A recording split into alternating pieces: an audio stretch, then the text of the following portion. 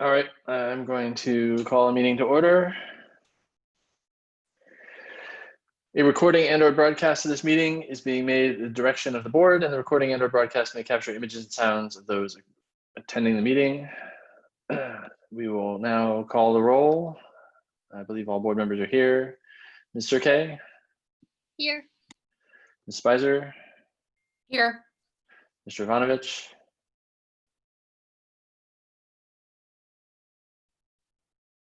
Here. Mr. Talio? Here. I am here. All board members are present. Move on to D2, agenda approval. I move that we approve the agenda as presented. Second. A motion to approve the agenda made by Vladimir, seconded by Shally. We'll call the roll. Shally? Yes. Jessica? Here. Steve? Yes. Vladimir?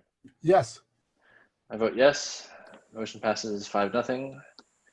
D3, closed session report. No action was taken in closed session. So we move on to D4, superintendent's update. Mr. Bear. Yes, good evening. I have a few items to update you on the opening of the school year, but wanted to let you know we've had as you know, with the fires in the area, we sent out a notice to our families at the end of last week, putting a call out for help, see if they could help any of our employees. We do have 4, I think the count is right now, employees displaced, with a number of them currently on the warning or watch list for evacuation. And we were able to, each of the employees is situated in a home right now. So that's good. One of them came from community, so appreciative of that. Also, incredibly generous outpouring financially. So we do have money to help out employees as these disasters continue to unfold. So very thankful for that, and really for the community in which we live. We are an incredibly generous bunch. So big thanks to our community for that. That's it right now.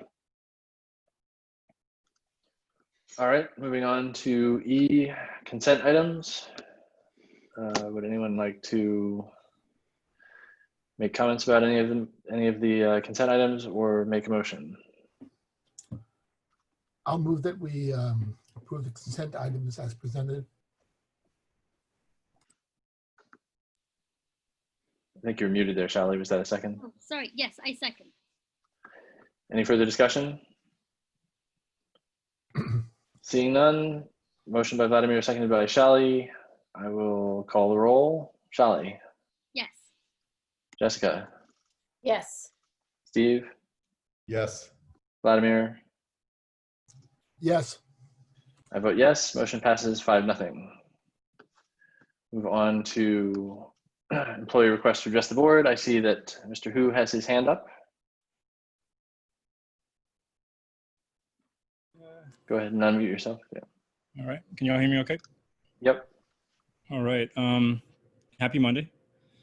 I want to start by just thanking LASD admin and just our community for all the assistance and the concern for employees that have been impacted by the recent fires. Our thoughts go out to everyone who is being affected, and hope everyone's safe. The start of the year is always a really exciting time for teachers, for sure. For many of us, the excitement is due to a lot of the reasons we would find in a typical year, but we know this is not a typical year. But I think teachers are still, anxious and have been just really excited to meet students for the first time, having an opportunity to build the culture that we want to see in our classrooms. And so we know, though, that this year is unlike any other year we've had. Due to the circumstances, we know that it is more challenging than ever to do the things that we know are great for kids. Teachers meet that challenge head on, and will continue to exhibit the creativity that's the hallmark of our profession and what we do. But of course, we will require more support than ever before. And something that we can all use more of, an extra measure of grace as well. In regards to our MOU that you'll be hearing about today, I want to thank Jeff and the admin team for their partnership. I want to thank our team, including Roberta Pine. It has not been an easy process as we've had to respond and react to constant change and information developing day by day, but the collaboration between us and LASD has been critical to making this year successful, and we continue to look forward to continuing that collaboration. There's a lot of things that we still need to evaluate moving forward for the rest of the year, and we know that we can continue to partner to do what's best for our students and our amazing teachers. And ultimately, I know we want the same thing, which is to empower our teachers to do the best work that they can under our current circumstances, while also looking out for the physical and mental health of everyone. So, thank you. Thank you. I don't think we have a representative from CSEA, so we will move on to community comments. This time is reserved for the public to address the board on items that are not on the agenda. The board is not permitted to discuss or take action items on non-agenda items except to instruct the superintendent to review the matter further, report back to the board at a subsequent meeting, or place the matter on a future agenda. The board may make a brief comment or ask clarifying questions. So to make comments on an item is not on the agenda, members of the public should use the raise hand button if using the Zoom app, or press *9 if using your phone. Your name will be announced when it is your turn to speak. Prior to providing your comment, please be sure your microphone is on. Do we have anyone who wishes to make such a comment?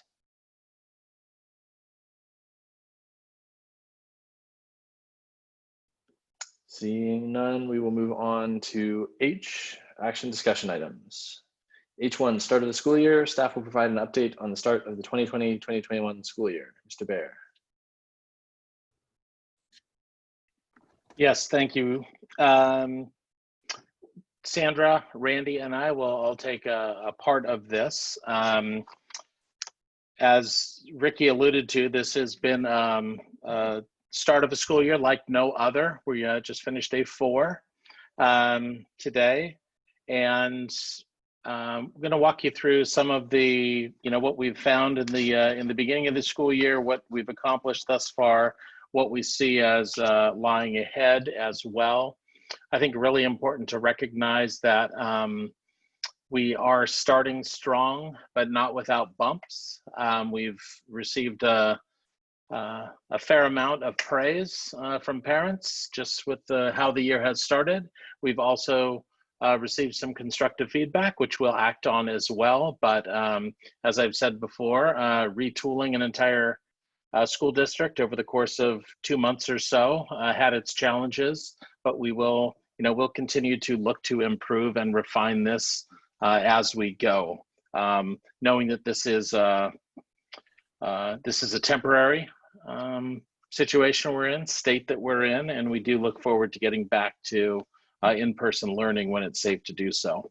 But with that, we'll start with an overview of the teaching and learning portion. So I'm going to give it to Sandra to start us off.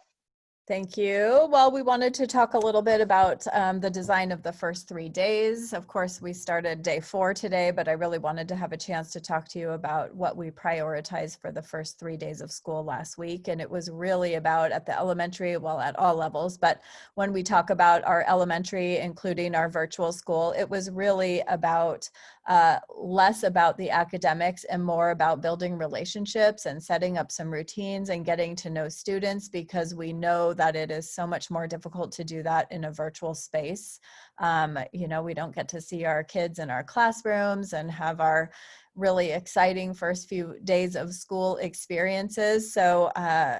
So teachers had the opportunity to begin each day with a morning meeting, which really sets the tone for learning and building norms and expectations for the class that they build together, and getting to know students as a whole class. And then really we prioritized one-on-one virtual meets. So teachers spent some time with every single student last week, and oftentimes their parents were in the background as well, really getting to know kids on a personal level, talking about the types of books that they like to read, talking about, what are some of their favorite things to do, what are they looking forward to learning about in this particular grade level. And it also gave our teachers some time to talk with parents a little bit about, do you have what you need to start the year successfully? Do you have good Wi-Fi? Do you need an additional Chromebook? Do you need student supplies? All of those types of things. So those happened during those conversations last week. And then a big portion, and shout out to the principals and the school teams who helped facilitate this, was just the materials distribution.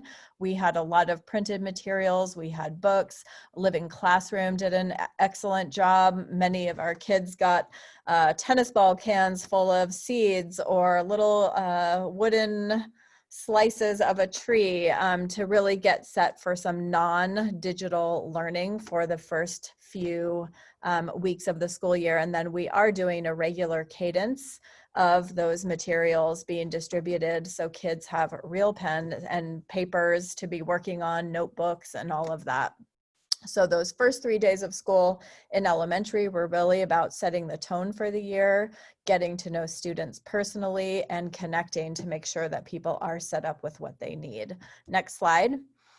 Junior high did a similar version of this, but more age appropriate, I would say, for their adolescent learners. So the Egan had their Viking launch, Block had their Falcon camp, and it really focused on making sure kids understood. Our junior highs are such interesting spaces because 50% of the kids are new to the school each and every year. And then we had 50% of the kids whose experience in virtual learning was based on everyone's experience last spring. So it allowed everybody to do a little bit of a welcome and a reset to build the digital community and to understand that, make sure students understood that they have a lot of resources available to them through things, but more importantly through our great staff at our junior high schools who really want to make sure that our adolescent learners are remain engaged in learning this year, and that they know where to reach out for help should they need it. They also started their advisory programs, so we're getting that social and emotional learning component at our junior high schools, which is great. Also focusing in on getting to know kids personally in a smaller group. And then they too went through that materials distribution and what have you. I would say one of the big differences at junior high was kind of the focus on the executive function skills, and that will come at our elementary also, but this independence, knowing that our kids in junior high have the capability to be much more independent than our elementary school peers, and really setting them up for success from the get-go. Next slide. So what's coming next, and I look forward to kind of coming back to our board meetings on a regular cadence to give you some updates around what's happening. But as you might remember, all of our teachers engaged in several rounds of social and emotional learning, professional development just before school started. So we're looking forward to getting that kind of up and running on a regular basis. Principals will be working with their teachers at their site to launch some routines, some practices, some curriculum around building social and emotional competencies for our students. We're also focusing on digital citizenship.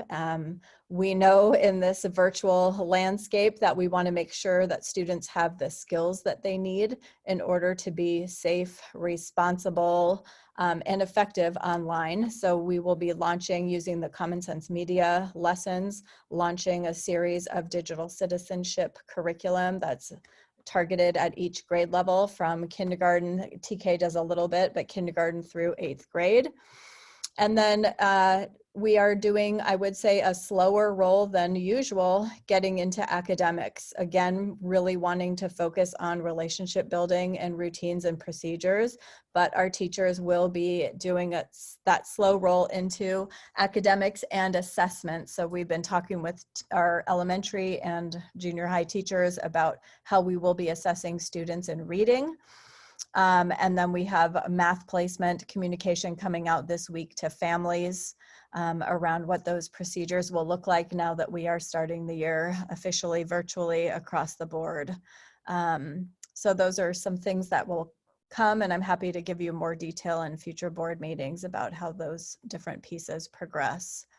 Next slide.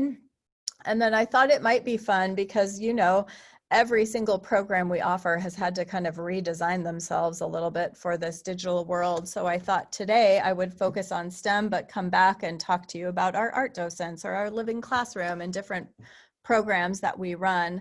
But Grace Choi, one of our instructional support teachers, worked over summer to create absolutely phenomenal grade level STEM projects that can be delivered through the classroom teacher to students virtually. They will work in our virtual school. They will work when we get back into our blended program.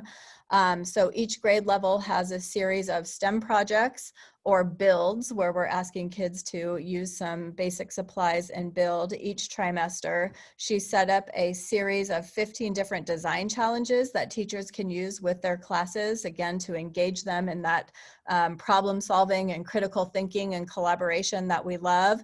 And then she also developed a district-wide, we haven't quite decided if it's going to be district-wide or site-wide, but a challenge. And this, for this first round, it is called an architectural build, where students use all of the interesting recyclables around their home that they might collect to do some study of architecture and to do some actual building.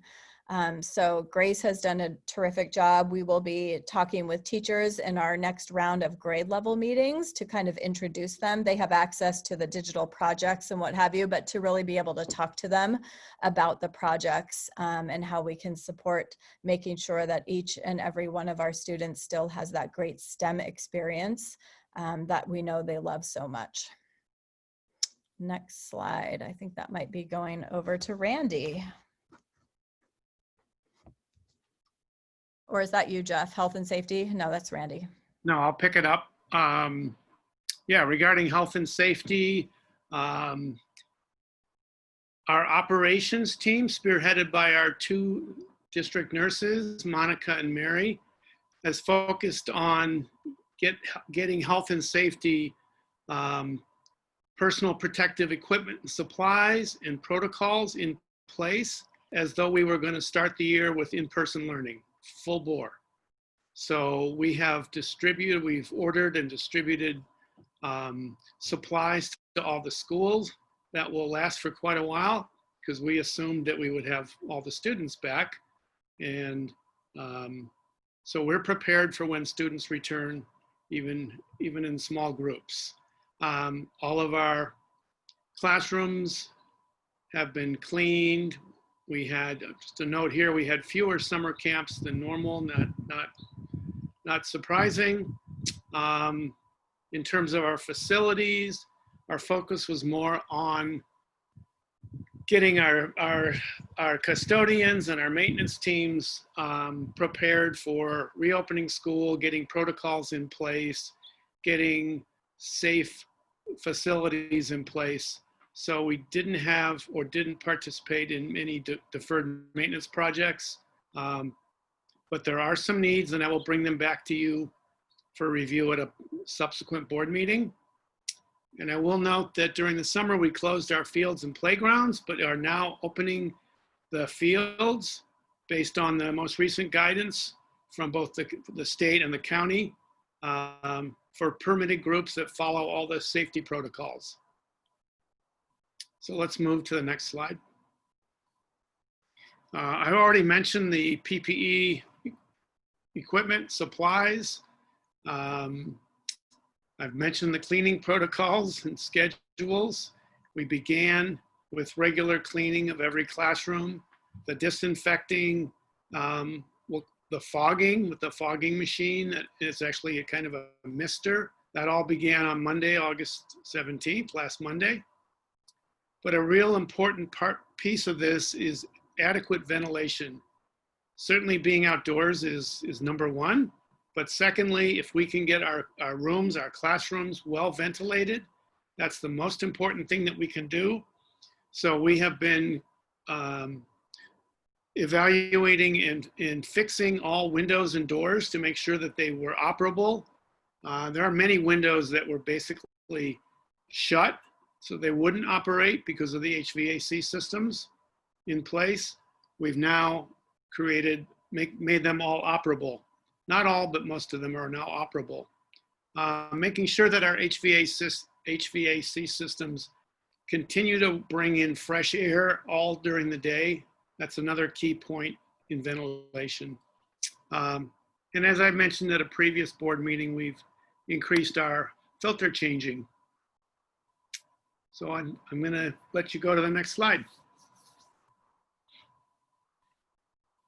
All right, back to me. So I wanted to come back to the board with just an update on enrollment.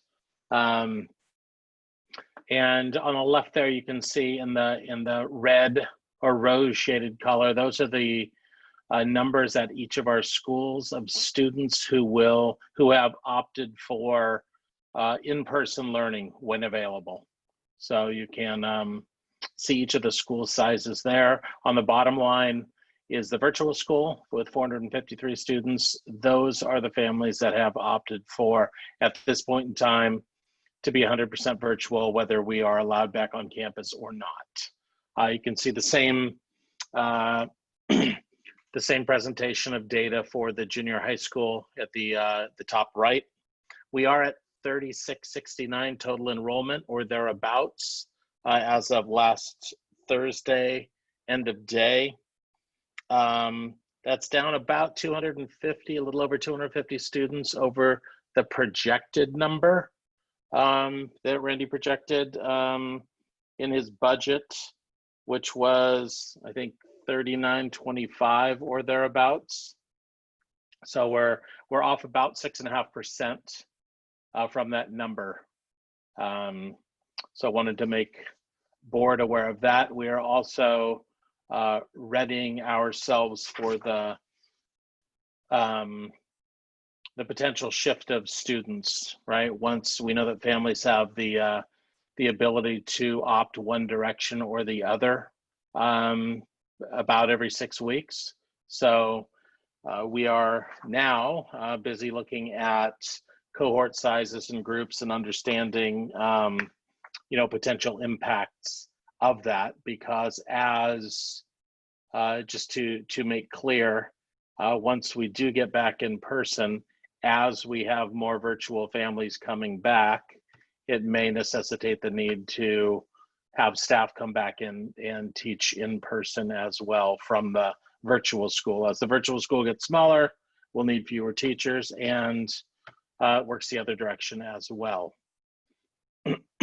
Next slide. I just wanted to share with you the cohort sizes at grade levels across the district right now, including the virtual school in the far right column. Those are the number of students at those grade levels at each of the schools. I think all but, I think at the physical school sites, those are all 2 sections per grade level. Sandra, is that right? Or is there an exception in there? Covington fifth. 3rd grade has 3 sections. Okay. I feel like there's one more somewhere too. And Springer 3rd grade has 3 sections. Yes. That's it. Okay.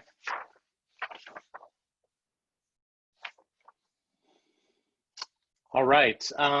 Happy to answer questions. I know you'll have the opportunity for public comment as well, but that's our presentation. Thank you, Jeff.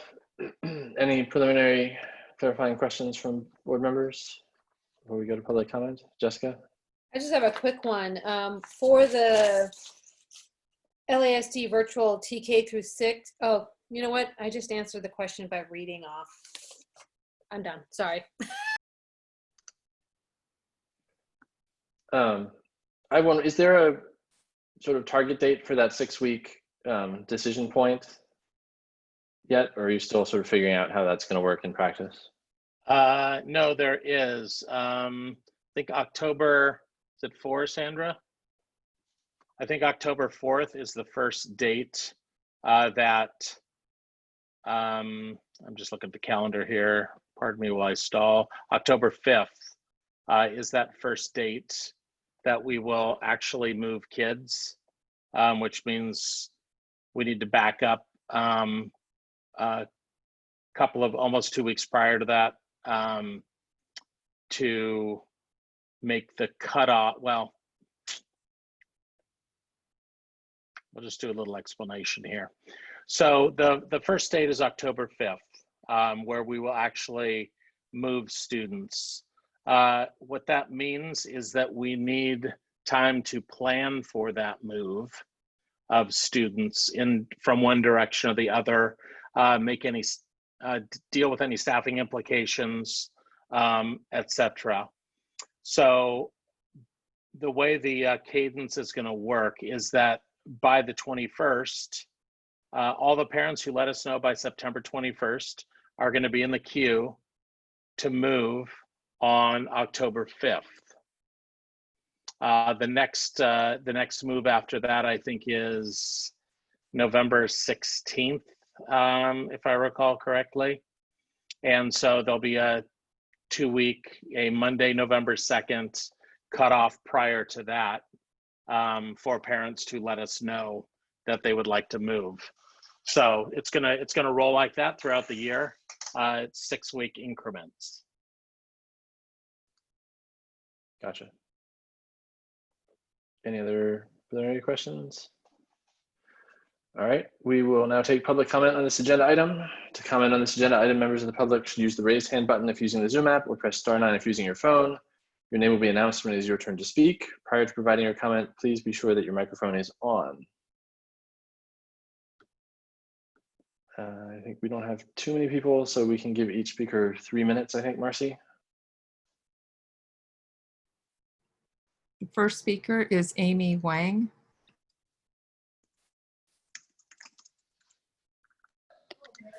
Hi, good evening. First, I just want to say thank you to everybody to a great start to the new school year, and really want to just pay some compliments for the team as well as our teachers with the focus on SEL, focusing on one-on-ones in the first 3 days. And the organization, my kids definitely felt the difference, and unprompted, they shared that it just felt a lot more organized.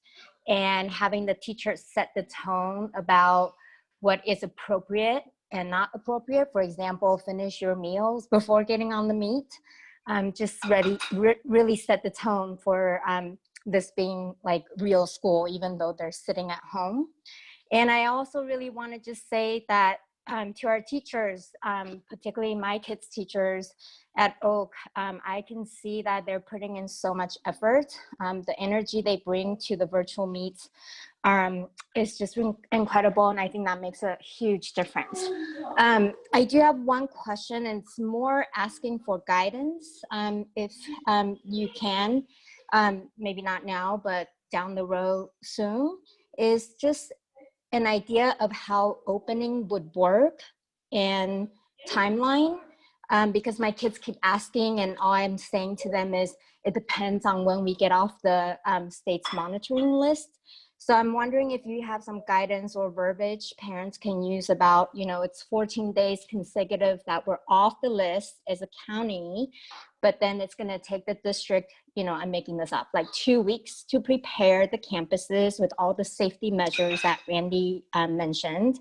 And then we're going to roll out, grade by grade, and, however that's going to work. So that's sort of me asking for guidance on how to sort of bring some predictability for my kids, even though I'm asking them to be flexible. Thank you. Thank you. I don't see any other hands up, so I think we will close public comment and turn it over back to the board for further discussion or other questions. Anybody? Steve. So just had a couple. One was, you mentioned we were down over 250 kids over our projected. Of those 250, did we get any feedback on where they went? Obviously not into the ether, but did they move out? Did they move into other opportunities? Any sort of indication there? Yeah, it's I will try to put something together to bring back with some kind of categories that they fall into. I will say a lot of moves out of state. We have moves to neighboring communities as well. We had parents returning to home countries, right? Countries, you know, from which they emigrated. And we also had families staying in their countries instead of coming back to the US, right? Like they were over there for the summer and they just decided, you know what, we're gonna wait till things settle down and we're gonna stay over here. So I'll put something together though, I'll make a note here, but it was all over the place. Imagine.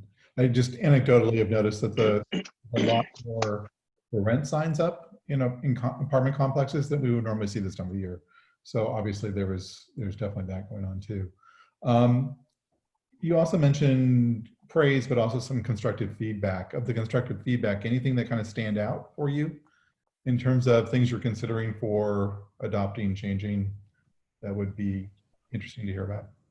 I think it's a little bit early for that, but Sandra, I don't know if you have anything in particular. Yeah, the one area that we're really looking at that we knew we needed to look at is just how to best engage that TKK first grade student virtually. So today was kind of day one of more of a traditional school day. And we know it was a struggle for some kids to have a series of meets and a longer day. And so that is something that we're working with principals, and we'll work with teachers on making it as doable as possible, knowing that the virtual learning for 5- and 6-year-olds is not at all even close to ideal. Right. Understood. Thank you. Okay. Vladimir, do you have something? Jeff and Sandra and Randy, thank you for what I think was actually a very smooth, given the circumstances, was a totally smooth opening. It's really good. The only I don't have a question as such, or it's more something that I'd like you guys to keep in the back of your minds, and I'm actually sure that you are keeping it in the back of your minds, but I just want to bring it up nonetheless, and that's the social emotional state of our children. I think it's possible to go off. How are we going to monitor that? How are we going to get feedback for that? I'm concerned about losing some kids without even realizing that we've lost them, or stuff like that. So I'm just I don't ask for anything right now. Just in the back of your minds, if you could keep that there, and sometime later bring back some detail on that. That's all. Thank you. Yeah, I would love to share, Vladimir, some of the work, and maybe I'll put that on the agenda for next time. I see Amanda Zongi is in the attendance. She developed a phenomenal, she's one of our TSDC teachers over at Santa Rita. She developed a phenomenal professional learning module for our teachers around trauma-informed practices and what do we need to do to create a safe learning space for all students. We've had a group working on that was more of a proactive. We had another proactive professional development series around just the social and emotional competencies and emotional resilience for adults and for children. But then we also have a reactive side that if we see that students are presenting themselves in a way that lets us know that they need some help, that we have an additional plan around that too. So I'll put that on next month's or next meeting's agenda and come back to you. Thanks. That would be great. Yeah. Yeah, I second that. And I'd like to see, I mean, obviously a lot of our parents are struggling as well, both in terms of education, but also just in terms of everything that's going on. And I know we've also gotten some requests for extra guidance that parents are looking for around being online and, you know, behaviors to watch out for and both mental health, but also, you know, just cyberbullying. I mean, there's all sorts of dynamics. So it'd be great. I know we do a lot of parent outreach even in normal times, but I think to the extent that we can double down on that, I think it would be good, and maybe even highlight it on our website, just so that there's an easy to find page where people can go for those kinds of resources as we get back into things. It'd be great. Okay. Jessica or Shelley, anything? I guess I just wanted to, with our public comment, I want to make sure that we do have, to make sure we line up the guidance for our parents and community for when we start getting back. And I think you're probably going to go over that as we talk about our waiver process anyway. Correct, Jeff? Yeah, well, I'll be sure to add that and touch on that, on what the cadence will look like. Yeah, that'd be great. Thank you. Okay. Yeah, unfortunately, I think we are further away from getting off the monitoring list in terms of Santa Clara County than we were at our last board meeting. So unfortunately, those indications are not moving in the right direction. Okay. I think not seeing anything else. We move on to H2, Santa Clara County Public Health Department waiver. Staff will provide an update on the LASD educational waiver to the Santa Clara County Public Health Department. Mr. Baer. Yes. So just as a review, we are, as Brian mentioned and Amy alluded to in the public comment, Santa Clara County, as you know, is still on the monitoring list. The state has mandated that schools cannot return until a county is off the monitoring list for 14 days. I think what was stated publicly is probably about right. On that 14th day, once we clear that, I would anticipate we'd need about 2 weeks to put into motion a return to in-person instruction. So that's in the non-waiver world, right? That's if the county gets off the list. And as a reminder, that would then apply to both elementary level and junior high school at that point. Though, as a reminder, we did make the decision that junior high schools are going to remain in distance for the first quarter, and then we'll reassess at the end of that quarter. Obviously, if we are off the list sometime in September, we will be poised to develop the plan and restart should we be off the list for the second quarter. But back to the waiver. So the state of California Public Health Department did allow a caveat, and that is that school districts could apply for a waiver for elementary schools. So we did submit our waiver application a week ago today, back on the 17th. We had our first consult, interview and consult on Friday, where we took some feedback. and they've asked us to go back and redraft parts of it. So we are going to do that.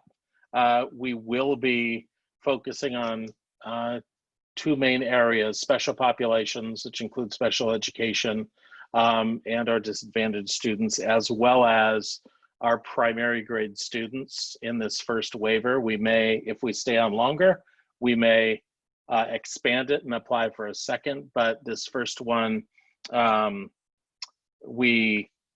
we submit is going to focus on special populations and grades TK through 3. They have those primary grades have a certain set of expectations that we think we can more easily address. So we'll focus on them first. And you couple with that those are the grade levels that do have the greatest challenge in the distance learning format. And they make sense to be the ones to focus on. So we will redraft, resubmit, and then work through that process. We have to talk to the County Office of Education, and then we will talk to the Santa Clara County Public Health Department as part of this process.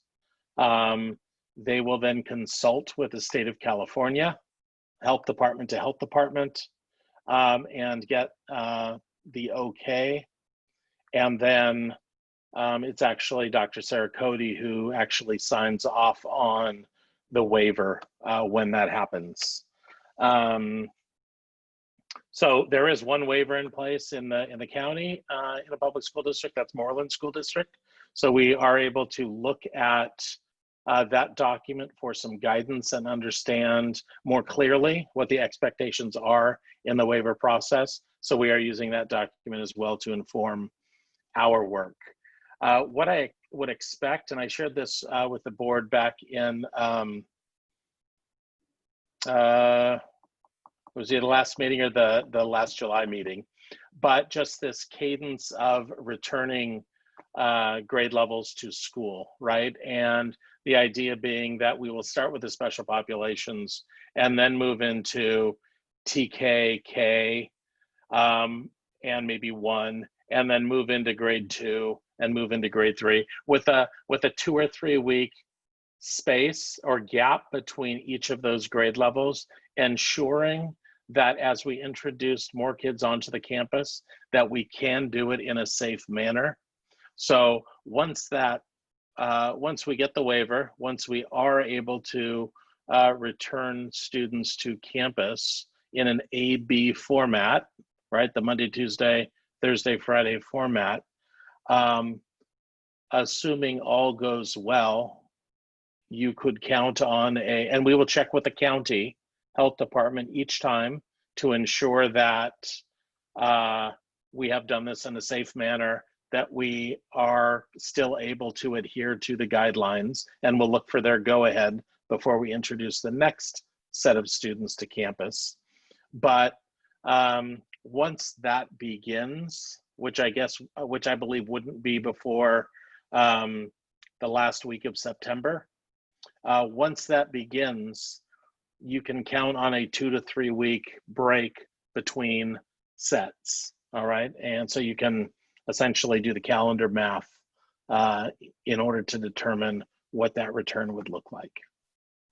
So we are in, all that being said, we are in process in talking to Moreland School District. This was a lengthy process for them as well. They actually submitted their waiver on July 17 and had it approved last week, I think.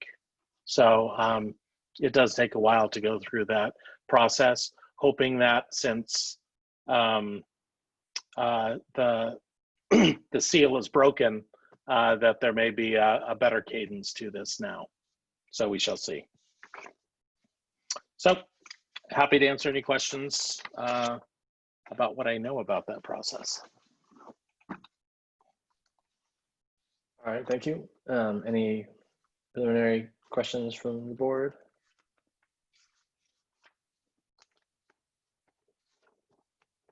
Not seeing any. Oh, Vladimir. Jeff, if we come off the the monitoring list. Is your intent to bring everybody back at the same time, or are you still going to have a cadence? I think I believe it's going to be safest to still follow that cadence in bringing back, just to ensure, again, whether we're on the monitoring list or not, to make sure we do it in a safe manner. Yeah. Okay. Thank you. Okay. We will take public comment on this agenda item. To comment on the agenda item, members of the public should use the raise hand button if using the Zoom app, or press *9 if using your phone. Do we have anybody who wishes to comment?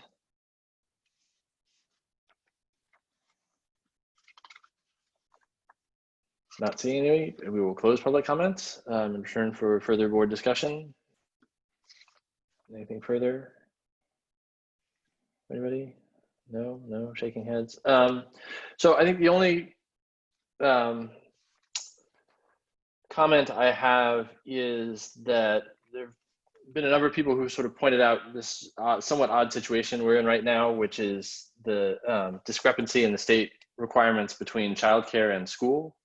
And of course, school is much more than childcare, but we're in this weird case where if you're enrolled in TK, for example, you have to be at home. But if you were enrolled in a childcare program as exactly the same age student, you would be in person in a childcare program. And so personally, I mean, I know you guys have a million things going on, but personally, as things start rolling and we identify students who really need extra help in person, I think that would be something to look at about whether we can run a, I think the term I've heard is distance learning support childcare program in our school somehow, depending on need and capacity and all the rest of things. But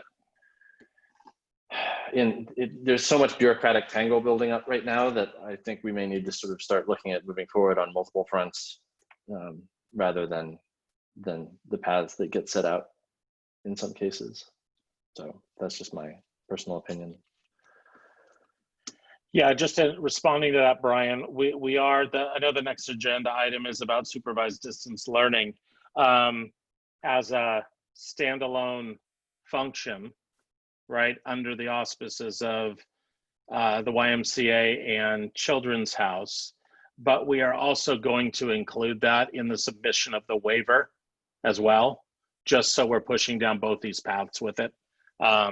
And see which one we can get into action first. Okay. Anything further? Nope.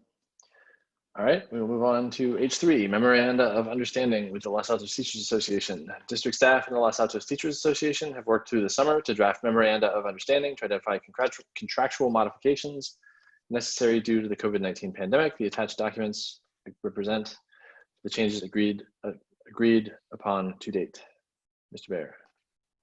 Yes, as Ricky, who spoke to earlier, we have been working with LATA through the summer, through the month of July, August, and again tomorrow, where we anticipate having a couple of MOUs, a couple of Memoranda of Understanding come out. So I would expect, just forewarn the board, that you should expect to see another one at some point in the not too distant future.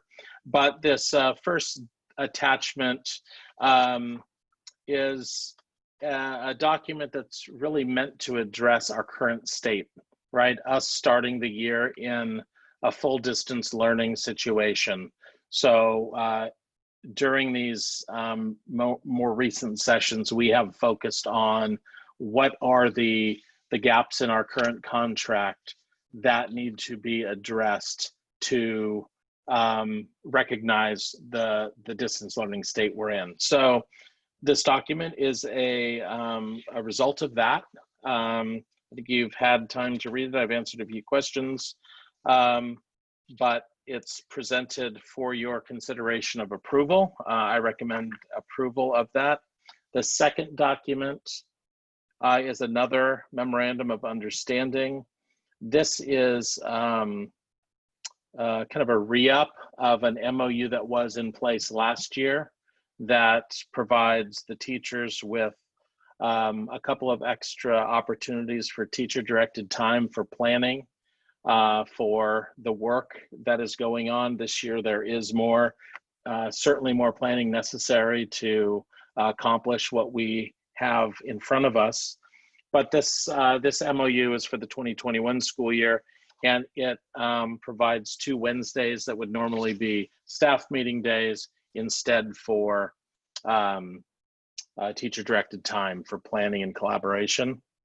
And then lastly, the third document is a mutual understanding. This one doesn't need approval. This is more of a philosophy document, but it's one that we both feel is critical, that we make that statement that we are on the same page with regard to the planning and the considerations that this pandemic situation is going to require. So these are just memorialized common understandings that we have and we both acknowledge, and that we will use and consider in our planning going forward.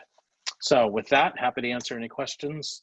I see Mrs. Pine has a want to comment, but I'll turn it back to you, Brian. All right. Any preliminary questions before we go to Ms. Pine? Anybody else? No? All right. We will take public comment on this agenda item. To comment on this agenda item, members of the public should use the raise hand button if using the Zoom app, or press *9 if using your phone. Your name will be announced when it is your turn to speak. Yeah, we can do 3 minutes each, Marcy, and I think we can go ahead. Our first speaker is Roberta Pine. Good evening. How are you all? It's been a long 4 days, by the way. I wanted to just let you know I appreciate all the hard work that all the teachers are doing, and the admin as well. And especially I want to thank the board for their support. You've been listening to teachers, to what our needs are, what our fears are, and how much time we need to do our job and to make learning special and possible for our students. It just means that we need that extra time. We need the support, the safe working conditions and environment to be in. And again, I just want to thank the board for their support, and especially Mr. Bear as well, and all the people that have been working so hard all summer to make this happen. So thank you very much. We'll see you tomorrow. More bargaining tomorrow. All right, thank you. Do you have anyone else? Not seeing anybody, we will close public comments and return for further board questions or comments.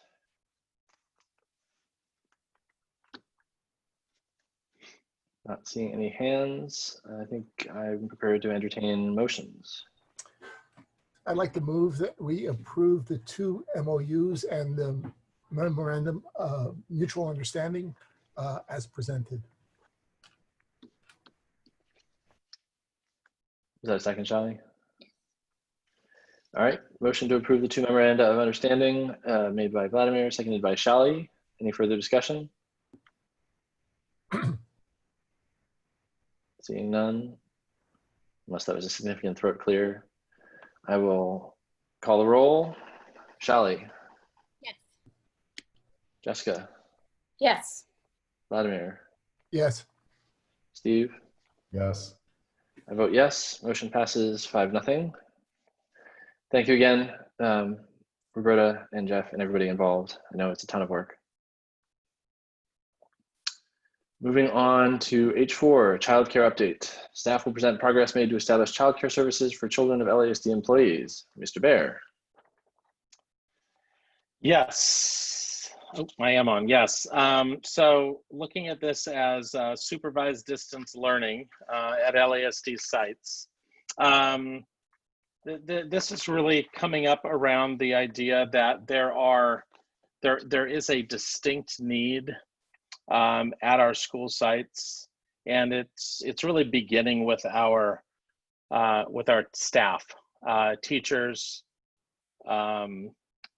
classified staff, administrators. There is a need in order to deliver on the instruction, to deliver on the work that is essential for our students.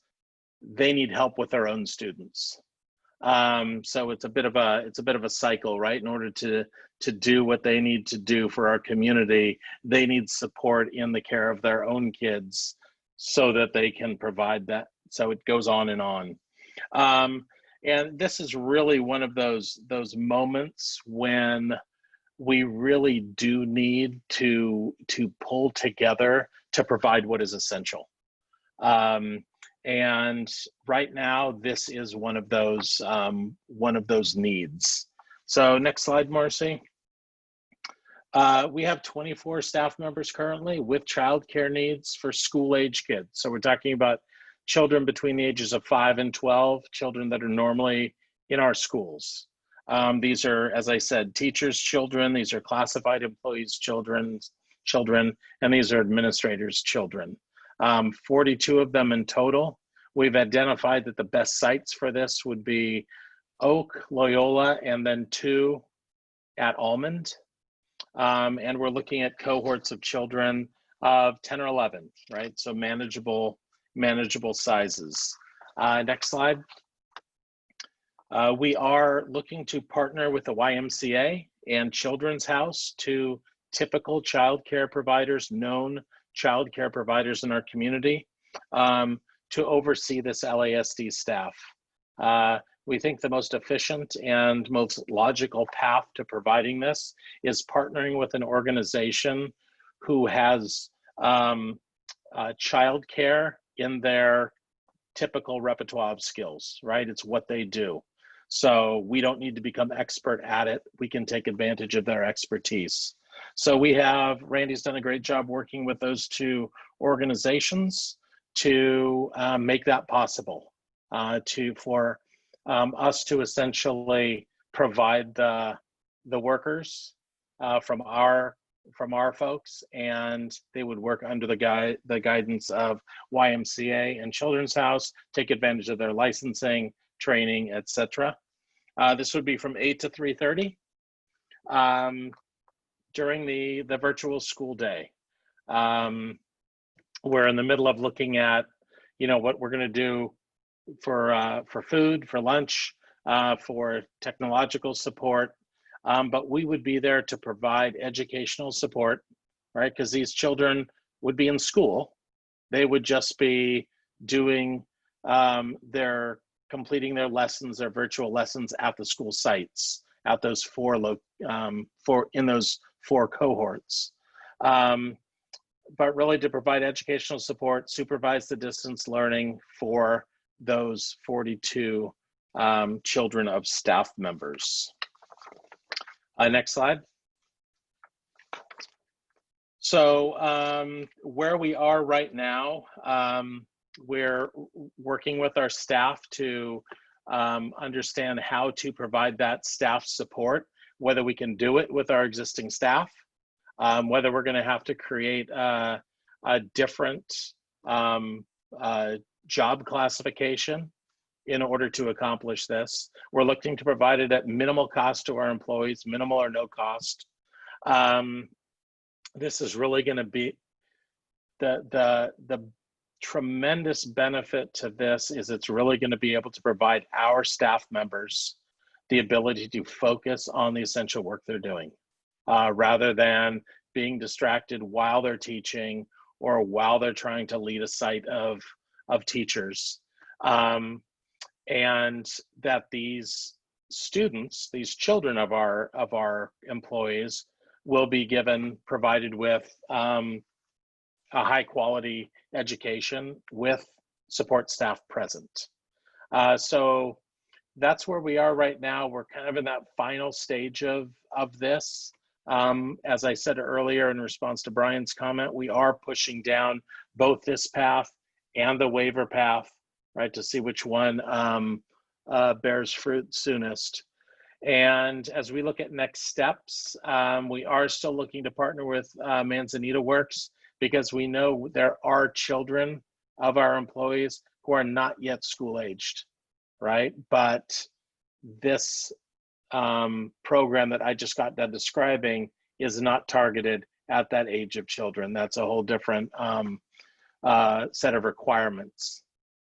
And then after we are able to effectively accomplish this, then we will look to expand it, right? Because we know we have children out there from families of essential workers who are also looking for childcare, who also are struggling to accomplish their essential work and take care of their children at the same time. So we want to make sure we can do it effective, much like the safety on campus, want to make sure we can do it effectively internally, and then we'll look to broaden that reach. So that's where we are with the supervised distance learning at this point, and happy to answer questions. And Randy can help as well. He's been involved. All right, thank you. Any preliminary board questions? Steve? Steve, unmute. There we go. I just had one question. We know when we went into emergency shutdown last time, we were required to provide essential worker childcare.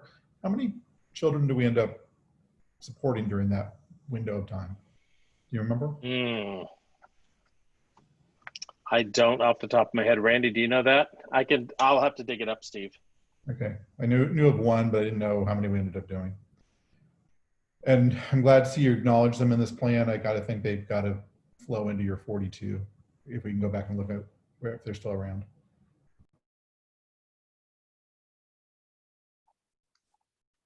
Okay, other questions? I had one, which is, Jeff, as you mentioned, the first choice is sort of to repurpose staff, our own staff, to cover these cohorts. And then if we can't do that for whatever reason, would we need to sort of hire additional staff ourselves, or is there, I mean, as you mentioned, we're piggybacking on YMCA and Children's House to provide expertise. Is there any thought of maybe piggybacking on them to provide staffing for it as well if we can't do that with our existing staff? Randy, do you have any thoughts on that? I'm not sure their stable of people, what it's like. Yeah, I think both groups would be willing to add people if they can find them to help. It'll be at a much higher cost for us.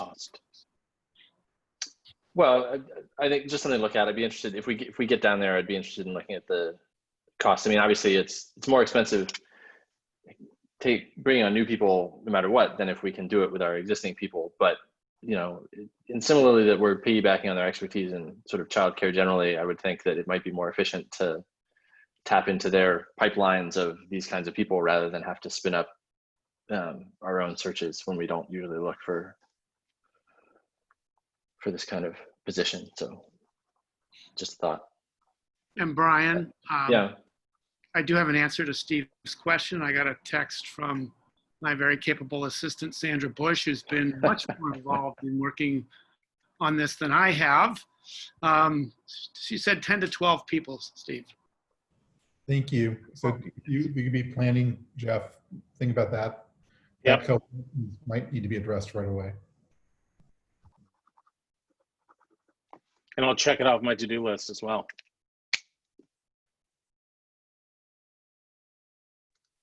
All right, we will take public comment on this agenda item. To comment on this agenda item, members of the public should use the raise hand button if using the Zoom app, or press *9 if using your phone. Do we have anybody who wishes to offer a comment?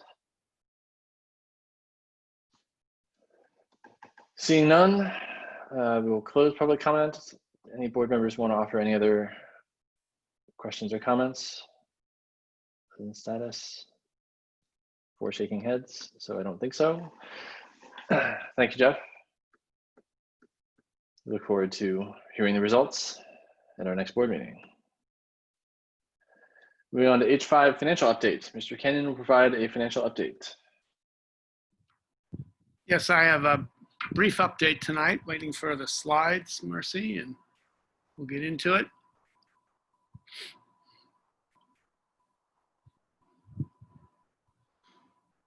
Thank you. Let's go to the next slide.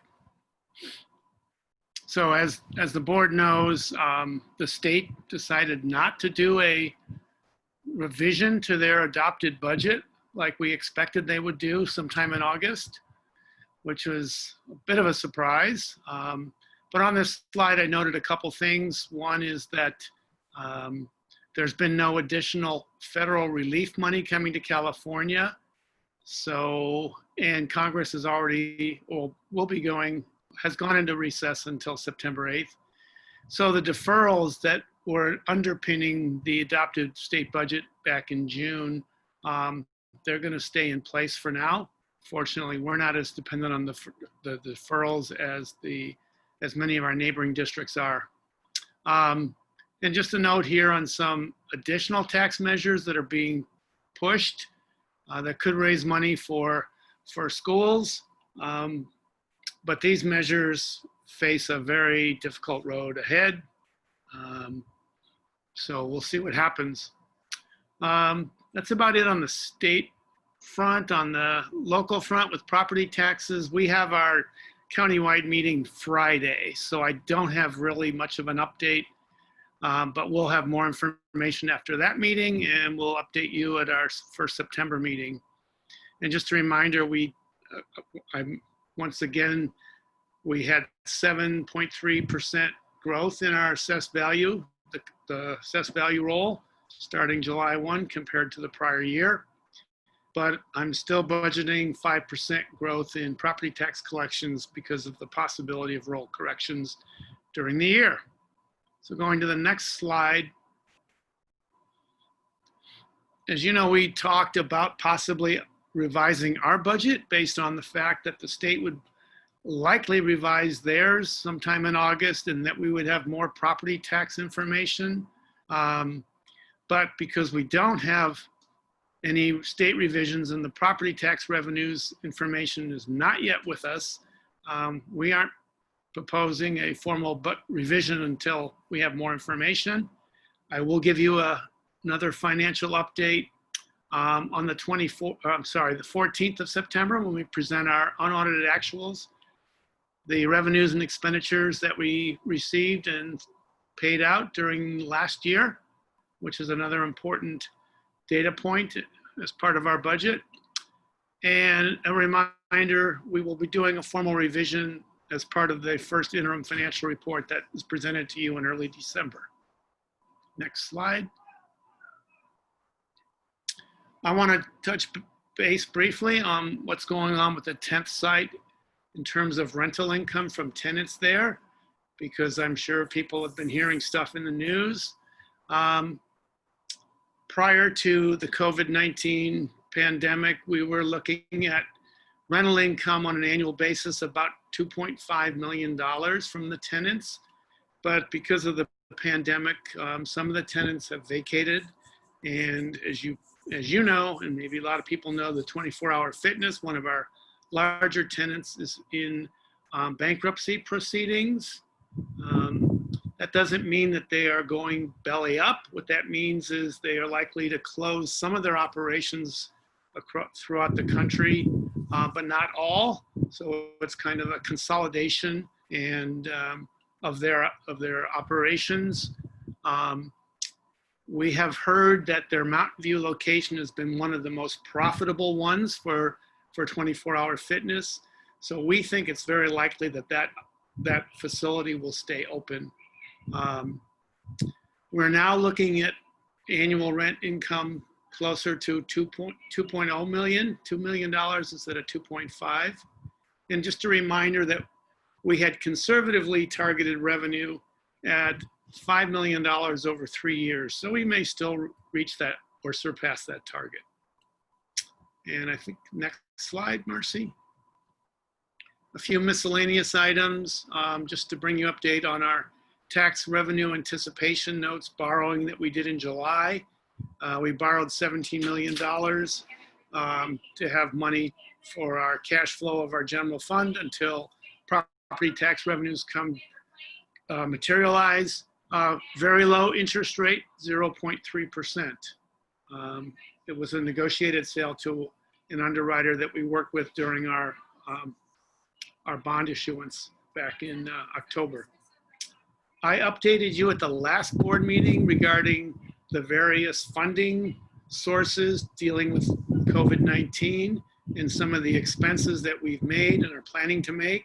What I'm adding tonight is a note that we're going to need to increase our custodial staffing in order to have full-time custodians at all of our sites during the night, so we can do the disinfecting and fogging on a daily basis. Right now, we would be if we are staffed the way we were last year, we basically clean classrooms every other night. We do empty trash, do a couple of minor things, but now if we're going to be full cleaning, we need to have a full cadre of night custodial staff. That's essentially 3.25 FTE positions. Cost us in the neighborhood, I'm estimating, of $250,000 to maybe $275,000 on the high side. As part of our first interim financial report that I referenced, we will be bringing staffing changes and all other adjustments to you. That's the typical time frame that we do that. And finally, I want to mention that our Citizens Advisory Committee for Finance begins their work actually later this week, Wednesday night. And obviously they're going to delve into the impact of the economy on our long-term financial projections. But if there are any other issues that you would like the committee to address, I'd like to get some feedback from you tonight, or maybe at our September meeting, if you have time to think on that.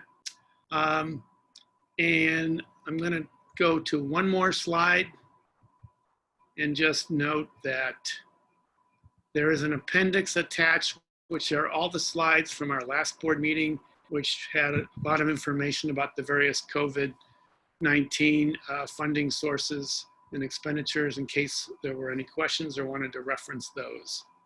And so that's the update. Happy to answer any questions.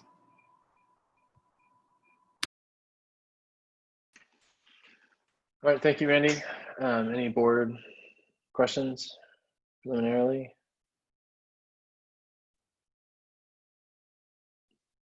Jessica? As it relates to the custodial staff needed, are we going to try to use, I guess, some of the money we're getting for COVID relief for that purpose? How are we planning to pay for that? Absolutely. Some of the funding sources we can use for that. The big one, the Learning Loss Mitigation Fund, which is about 1.6 million or so, we cannot, I don't think, use those funds. So it'll be some of our smaller funding sources, Jessica, which will not amount to the total we'll need. Yeah, but it will at least cut through it. Thank you. You'll need to stay tuned and see what I have as an update at September 14th regarding unaudited actuals. Great, thank you. Randy, a follow-up question on that. We are down about 250 students from our expected number of students from last year. And oh, never mind. We don't do LCFF. Okay. No, there may be an impact on staffing, but it's not going to be, it'll be minor. At least in terms of our teaching staff.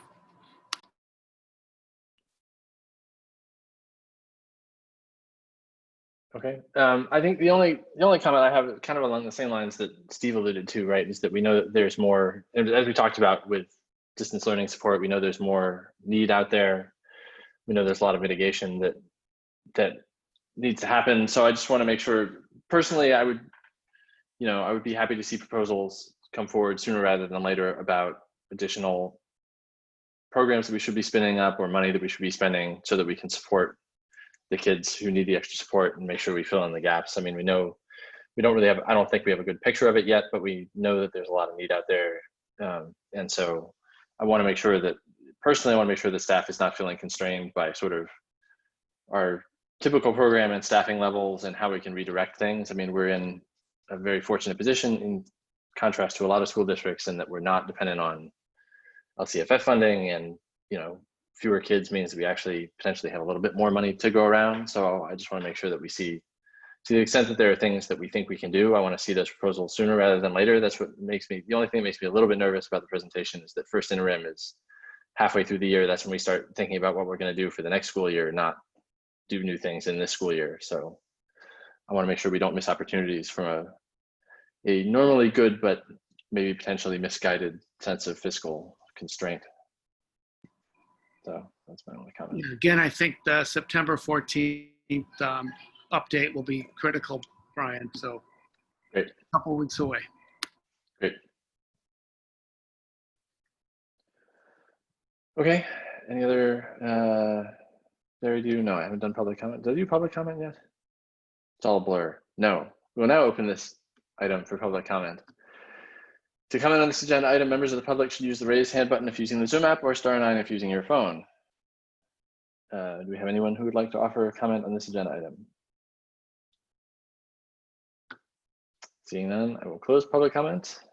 Are there any other board comments? Nope. All right. We'll move on to H6, discussion of Proposition 15. Staff will present information regarding Proposition 15, which will appear on the November 3rd, 2020 ballot.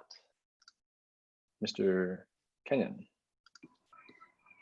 Okay, I've just put together a very simple one slide here to give you a little background and let you start discussing whether or not you want to support Proposition 15. It's qualified for the ballot.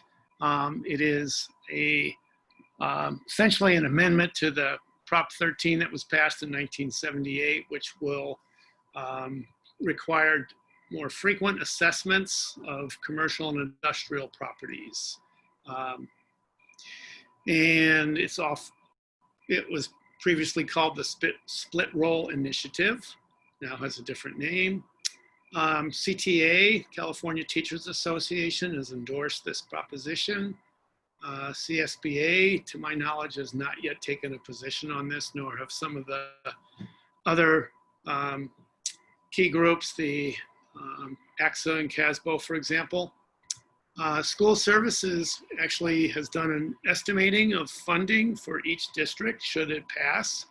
And you can see ours is a little over 411, or is around $411,000 in annual revenues. So I don't know a lot about Proposition 15, but this is enough to get you started for your discussions at this time. Brian, I'll turn it back to you. Yeah, thank you, Randy. So I just want to, for everyone's context, I wanted to add this to our agenda just because obviously school funding has been a perennial topic of discussion, as well as has Prop 13. We've gotten a number of emails, and so I just wanted to at least give us the chance to discuss this and decide whether we want to do anything at all or not. I think, as you may have noticed, we don't have a motion. Our staff is obviously very busy on a lot of other things.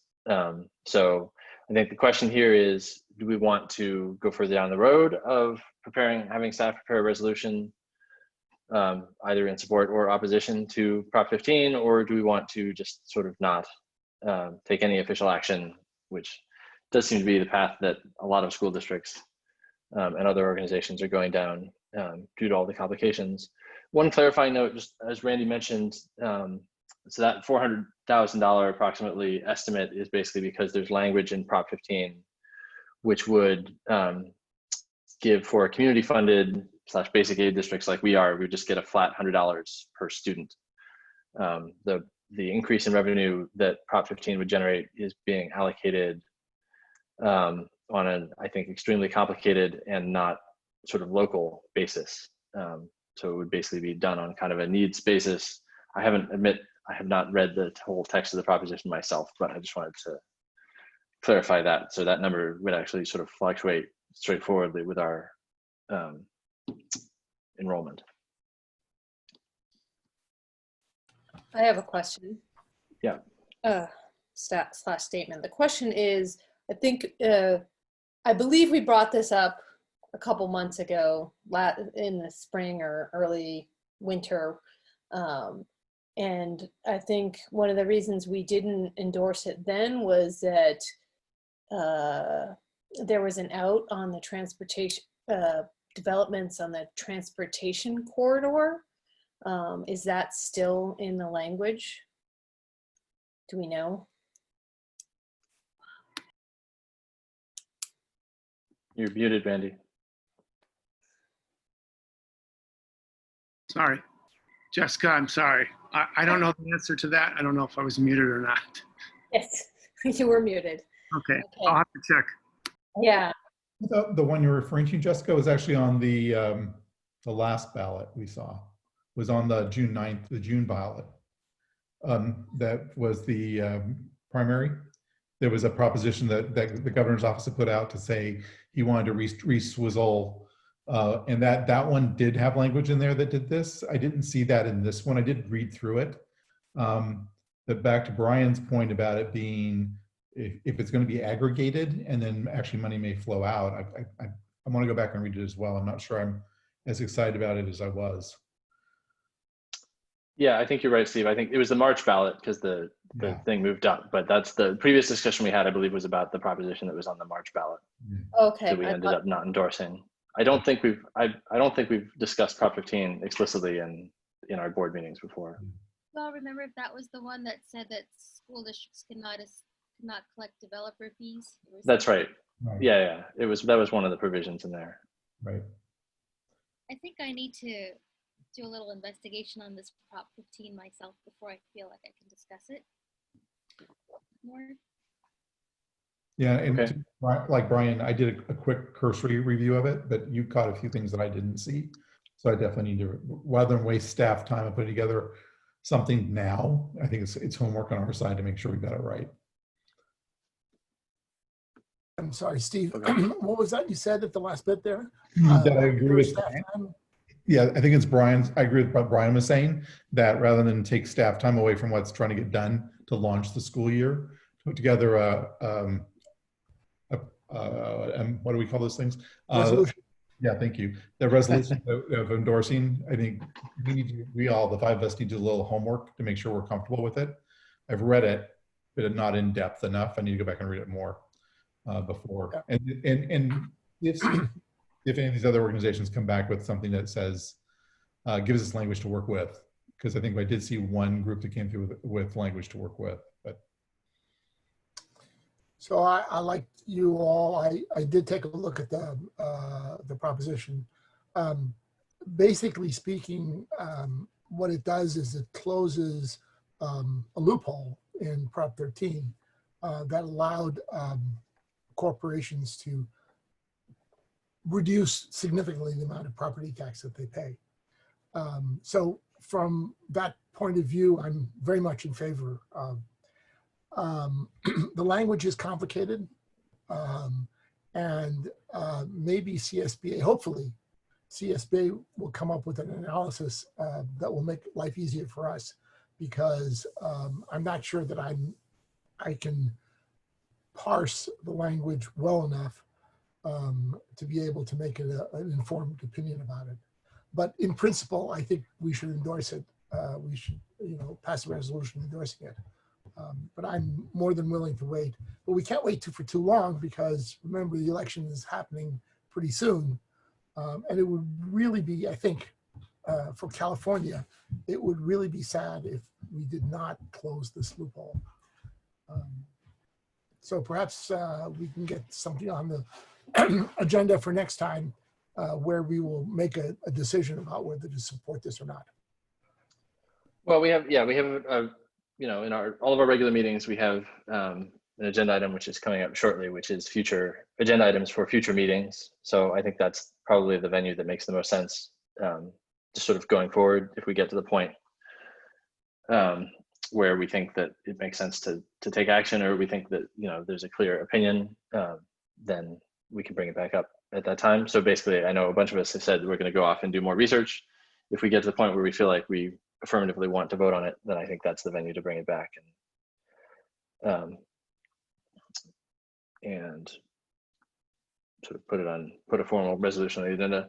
I mean, I think I agree in principle that Prop 13, as many of us feel, Prop 13, especially for commercial properties, is an issue.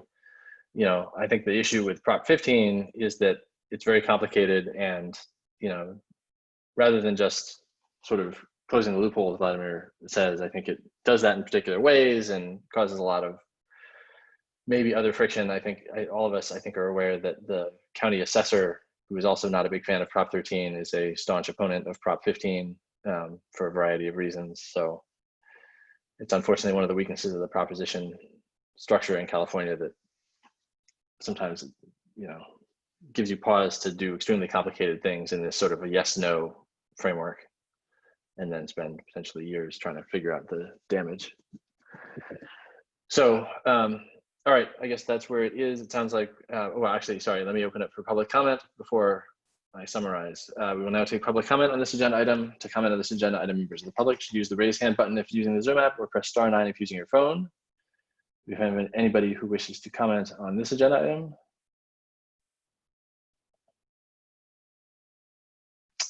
Seeing none, I think the consensus is that we have no action items for staff at this time, and we will reevaluate going forward as we get more information from various bodies or come up with things ourselves. Anyone have any further comments or differing opinions? Seeing none, we'll move on to section I, board and administration comments. Who wants? Mr. McGonigal.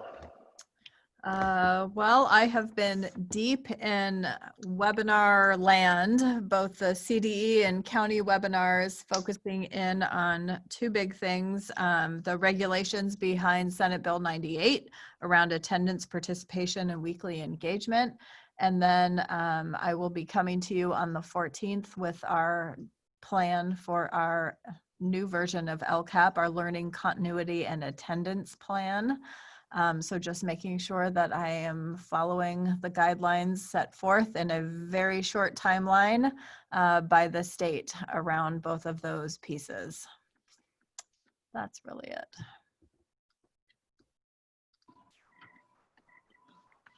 I'll jump in, Brian. Mr. Kenyon, yeah, sorry. Just a reminder, I mentioned it earlier, CACF, Citizens Advisory Committee for Finance, starts their annual work plan, and they're meeting this Wednesday night, 7 p.m. virtually. First meeting of the year. All right. Charlie. Nothing. Jessica. Nothing. Steve. Same as the two of them. Vladimir. Nope, no, nothing. Jeff, anything else? No, nothing else here, Brian. Okay. I don't think I have anything else. Myself, lots of webinars, lots of Zoom calls. There's a weekly County School Board Association call with Dr. Dewan, which has been somewhat helpful just to get, which I've been attending every week. And I know some of the rest of you have as well, to get a sort of a picture on what's going on across the county. And